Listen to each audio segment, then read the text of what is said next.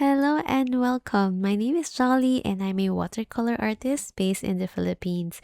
I love painting loose, expressive watercolor florals. In this series created in partnership with Strathmore Papers, we are going to learn how to paint different watercolor flowers using different brushes.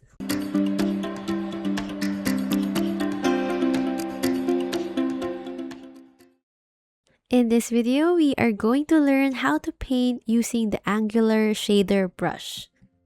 So before we start, let's talk about the materials first. For the brush, we're going to use the Princeton Velvetouch Angle Shader. I have here three sizes that we'll be using. Is the 1/4 inch, the 1/2 inch, and also the 3/8 inch. These are synthetic brushes that is great for both controlled strokes and also soft sweeping marks.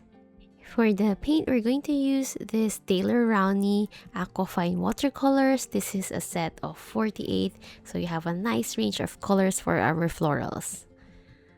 For our brushwork exercises, we're going to use the Strathmore 400 series. So this is cold pressed paper. It's a great paper for beginners because the texture is just right. It's not too rough and not too smooth for loose watercolor florals.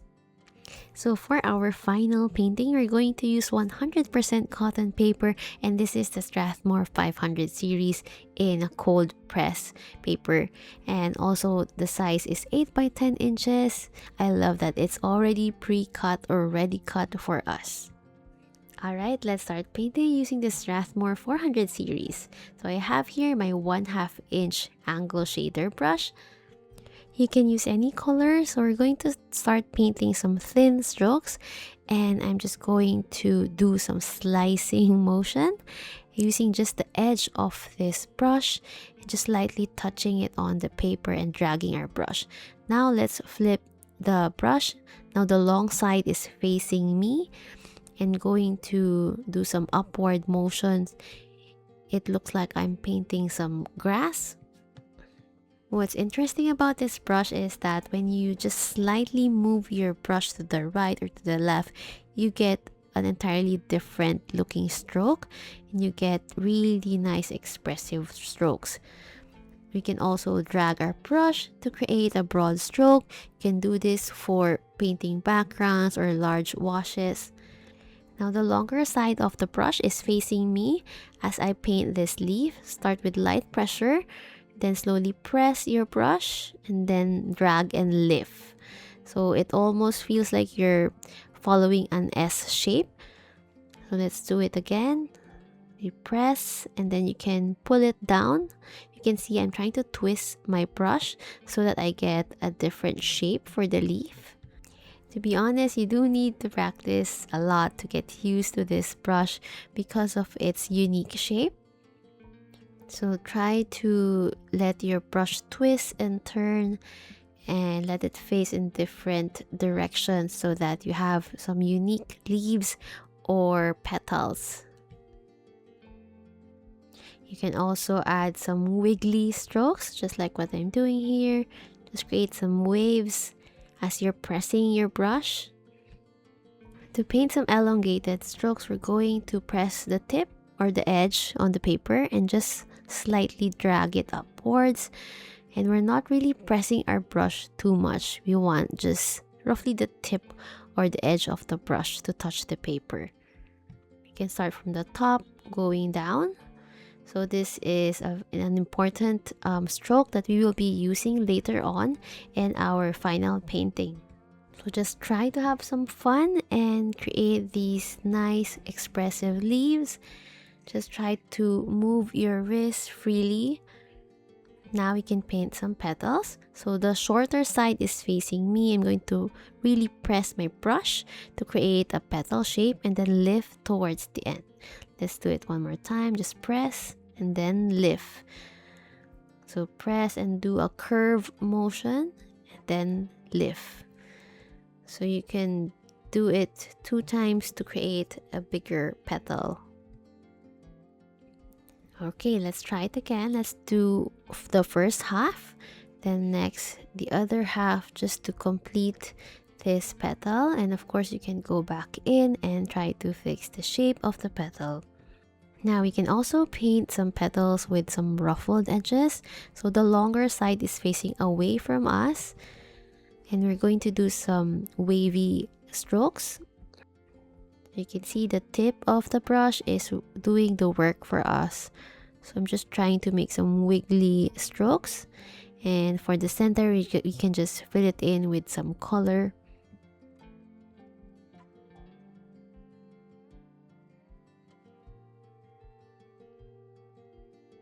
So try to practice petals facing in different directions, just like what I'm doing here. Just move your brush up and down, and then twist your brush and lift towards the end. Alright, so we can practice one more time. You can do this a lot of times just to be more familiar with this brush. Okay, so now let's try to just flip the brush. Now the shorter side is going to make the ruffled edge for us on the left side of this petal. Then on the right side, the longer side of the brush is doing the work for us. So I'm just showing you how you can use the brush to your advantage, and of course you use the side that is more comfortable for you. Alright, so now we are done with our exercises. Let's move on to our final painting. Let's start with the color quinacridone magenta. So I'm using my 1/2 inch angle shader, and you'll see right here I'm gonna make a tiny accident. I have some splatters on the paper right before even I start, and that's okay. We can definitely troubleshoot that later on. You can also sketch your iris flower, or you can do it freehand. So here I'm using this brush, and the longer side is facing away from me, and we're going to do some ruffled petals just like what we practiced. Alright, so now I'm gonna fill in the center with some more paint.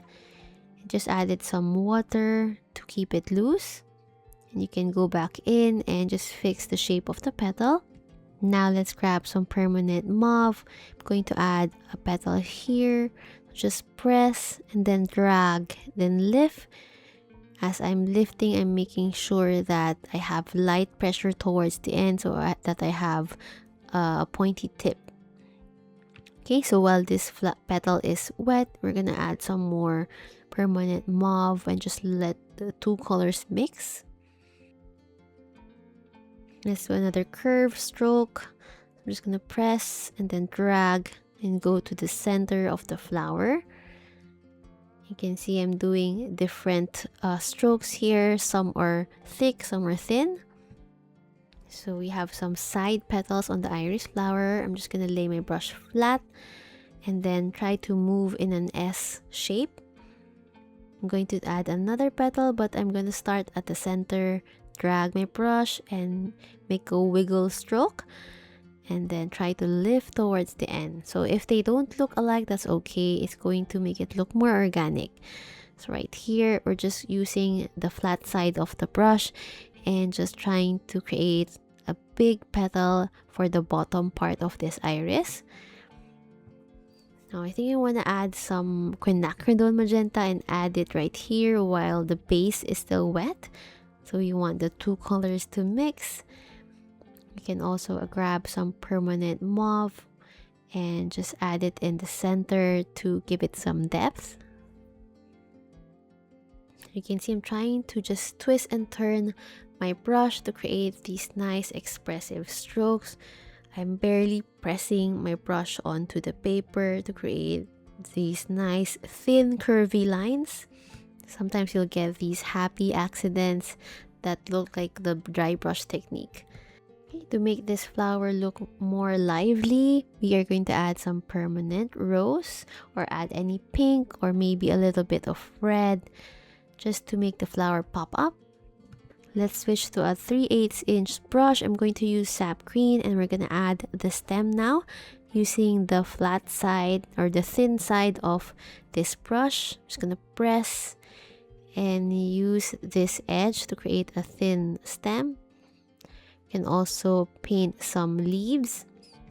So just start with a light pressure and then heavy pressure and then light pressure again.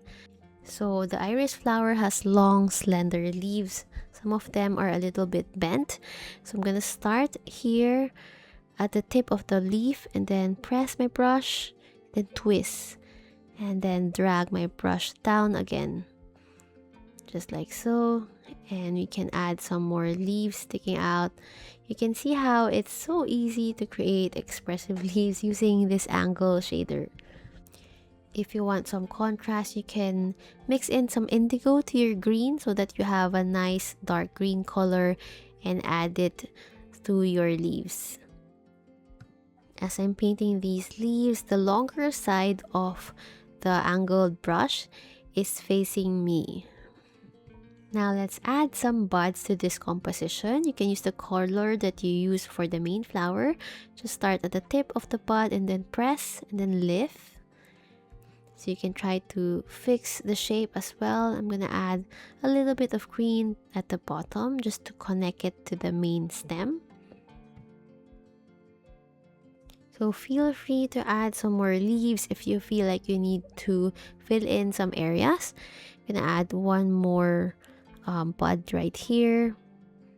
So when you're painting with a composition like this, it's nice to add the elements in odd numbers. So we have one main flower and two small buds. You can definitely play around and just have fun in this part of the painting. I love adding expressive leaves. So you can do one that is a little bit bent, just like what I'm doing here. You can see I'm just twisting my brush and facing it downwards. So I'm switching to a smaller brush. This is the 1/4 inch, and I am going to add some details on this iris using permanent mauve. So I'm just going to use the tip of the brush to create some thin lines that will look like the ruffles or the folds on the petal.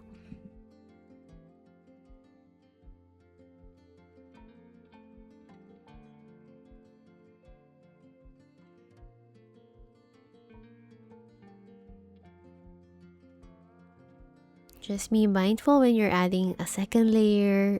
Don't add too much so that it doesn't look too heavy or overcrowded. Adding a second layer is also a great way to cover up some patches that maybe you don't like in your painting. And we want the color to be about 2 shades darker than the base color of the flower.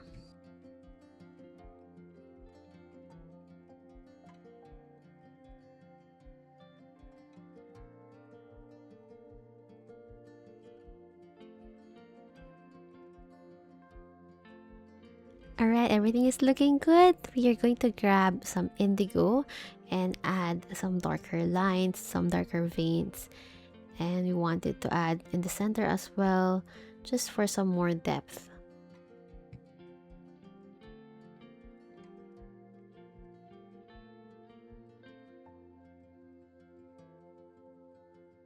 Now this is optional, but if you want a pop of color in the center, you can add a little bit of yellow. Here comes the fun part. We're gonna add some splatters. Just use the color of the main flower and just grab a brush and make sure the mixture is a little bit watery so you can easily make these splatters. And now we can cover up the mistake that I did in the beginning of the painting. If you remember, there are some small splatters on the left side of the painting. Alright, it looks really good and expressive. Thank you for joining me in this tutorial. I hope you enjoyed this video. Again, thank you for watching this watercolor floral series with Strathmore papers.